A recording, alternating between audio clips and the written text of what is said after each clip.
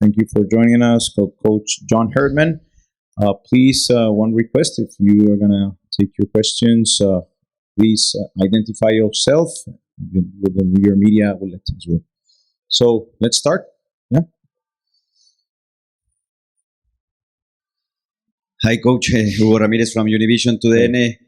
First of all, how do you assess? We asked the same thing to PJ Callahan.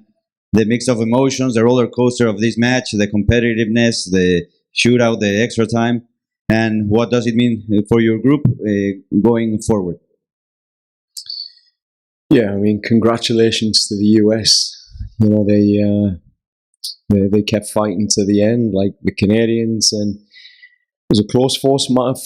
Oh God, I'm emotional, to be honest, but yeah, it was a close fought match, and it's the game we wanted.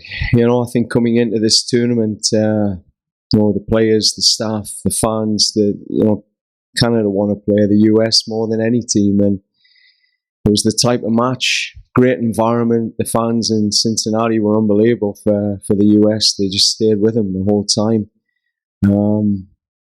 But really proud of my lads. I thought tonight they dug in. They showed quality at times. I think we were able to test our depth as a Canadian squad and show that there's depth for 2026. There are players that with more opportunity like this can push and hopefully take that next step in their football careers. So while it's painful, it really is painful to be 2-1 up in extra time. It's just, you then look on the other side and see, you know, young Ali Ahmed, you see Moise Bombito, you see Jason Russell-Rowe coming in and having a big performance, and then obviously Jacob Schaffelberg.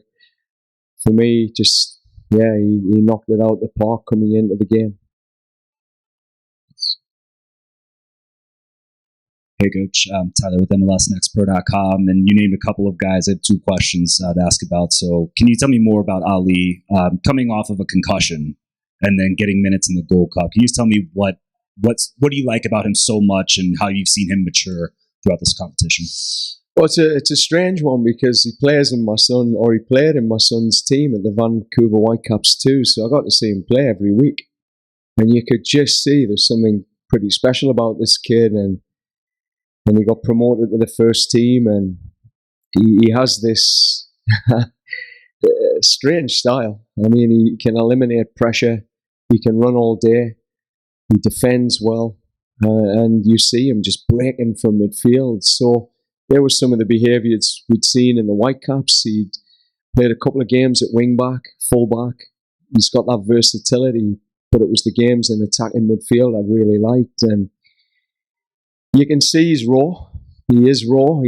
But I thought he fit in brilliantly, the fighting spirit and just giving everything. So I think there's a lot to come from Ali Ahmed. I'm hoping he gets more time as a young Canadian in a Canadian MLS club. So I'm hoping Super Vanni is able to give him some opportunities there, a few more to push him on, because I think in this tournament he's shown he can live at that level. And then kind of similar sentiments about Jason. He was everywhere tonight. Can you just tell us what you've seen from him under your watch? Oh man, I'm absolutely gutted for Jason because you know, coming through this game, he'd been growing in the training environment. He was falling into the tactical blueprint. Every training he was getting better. And I think coming into this match, you know, we knew that there was a high chance of our forwards picking up yellow cards. It's just part of their DNA. And we said it before the game. There's a group of players that are going to get us to the semi-final, and there's a group that'll end up taking big moments in the semi-final. And we told all the players that were on yellows just to put it out there tonight. So for Jason, I'm really sad because I feel like if he had that next game, that was his springboard. I think that was going to be his moment, because tonight he showed, you know, through that 30, 40 minutes he got, and he's got big potential for us. I'm happy. I'm really happy with that depth. Yes. Hi, John. Kyle Bonneger with ESPN. You've been around to see Matt Turner's rise with the U.S. How do you think his reputation has evolved since, I guess, 2019 when he came into the last Gold Cup and is kind of locked into that starting job? Yeah, I really like Matt. He seems like he's a good human being. He's a really settling force at the back for the US. He's got wonderful feet. His game management's very good, and he can save penalties. Our keeper tonight, I was really proud of Big Dan as well. I thought he had some big moments.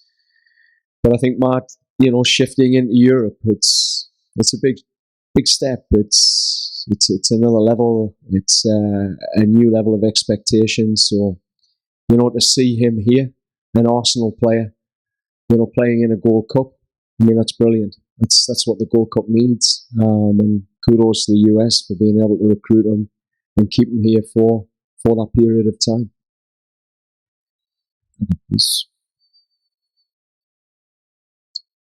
John, you had a lot of really important leaders that helped you through World Cup qualifying, Milan Boyan and Atiba Hutchinson. Maybe a little bit less has been spoken about Steven Vittoria, but at the end of a long season, he's here again for another tournament for you. Wondered if you could just share a few words on his importance to this group. Yeah, he's an absolute rock. If you know Steven, he's an absolute gentleman. He's a good dad, good husband, perfect professional footballer. Right at his core, it's values-based leadership.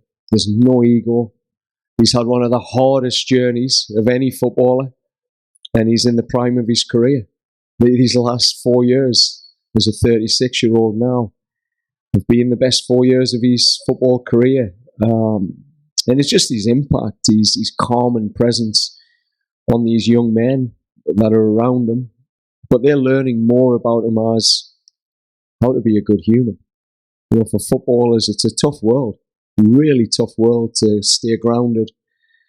So, you're in the leadership meetings, and he's got Kamal Miller now under his wing. And I want to, give some credit to Kamal. We came into this leadership group, this camp, and for me, he's New Canada. He's the next level of leadership, and he took a big step for our team. And just watching him tonight, put it all out there.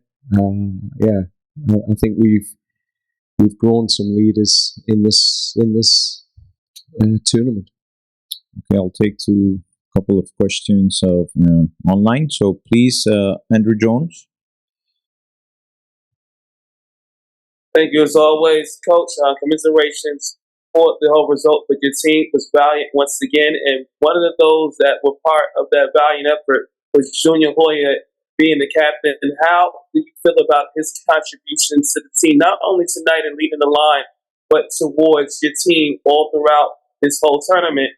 And do you wish that the Gold Cup would have only standing by itself in the summer instead of being after the Nations League, or do you like this format with the Nations League following the Gold Cup? Thank you. Oh, tough questions. Thanks. Look, with Junior, he stopped playing in May. His last game was May the 10th. He's been on holiday with his family. He actually went back after Nations League to watch his son in his first sports day.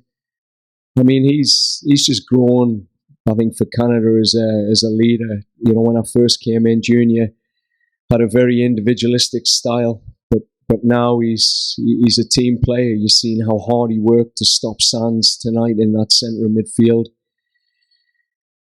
And he's a leader. He has his own way of leading. He's a quiet, unassuming sort of guy, and he lets his football do the talking. And what we ask from Junior, what we hold him accountable for, is just that bravery. Constantly to be brave on the ball and to sort of inspire people with his dribbling ability or his ability to eliminate pressure. And I thought, given that he's not even gone through a pre-season yet and he's not at match fitness, he knows that. I thought he put a hell of a shift in for us and was able to inspire in big moments.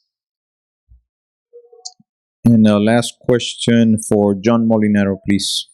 Hey, John. Thanks. Hi, John.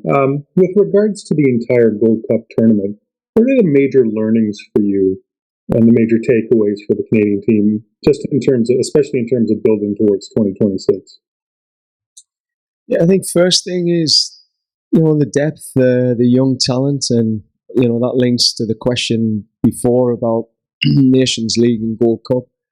I think the Gold Cup gave us a real opportunity to give the Ali Ahmeds, the Moise Bombitos, take some risks with those players, the Zach McGraws, the Dane Sinclairs. It gave that next level of player the opportunity they wouldn't have got if those senior players had stayed in to complete this Gold Cup. So it's bittersweet. I mean, you would love to have seen Johnny David, Tejon Buchanan, Alfonso, Stefano Stadio, etc. But at the same time, I think the fans can get excited. Bombito barely played minutes in MLS. He's played as a wing back. He's played as a left-sided centre back for Colorado. But seeing him in that centre midfield position, I thought he's done really well for Canada, and I think he's got flexibility to move into some of those centre back roles as well.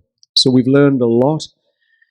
And then I think just the growth of the team. Like when you're with these senior leaders, the Vittorias, the Osarios, these new guys get to feel this Canadian DNA, the tactical blueprint, our identity, but also the culture. And they get to feel it from what I would call the die-hard core, those, true blue-collar Canadians that have come through the hard way and have had to fight for everything, and they pass on those values to those young players. So, we've enjoyed it. I mean, the staff have really enjoyed it. It's felt like a culture where you've just grown through game to game, training session to training session. We've just got stronger and stronger. And just sad that it's ending. Really sad. Thank you so much, Coach John. Thank you you for all your cooperation during the tournament.